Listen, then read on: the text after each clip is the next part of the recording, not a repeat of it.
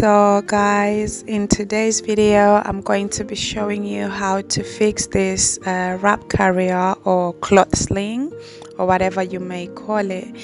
So when it comes, it basically comes like as this long cloth, and you might be a little bit confused on how to do it. I was, but there was instructions in there, but you know, sometimes it's easier to see the visual of it like in a video form. So I decided to create this video for other mothers who might be struggling.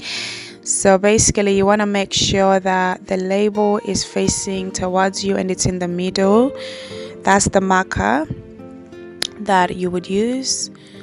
And then and then this is my back.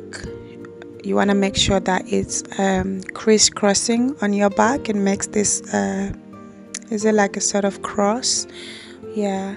And then you stretch your arms out, then you stretch it. That makes it tighter. So this is a tutorial for beginners like me. But yeah, do however what you feel is more comfortable for your child. But this is pretty much it. This is how it looks like at the front after I've stretched it. And then so now just watch the rest of the video and enjoy.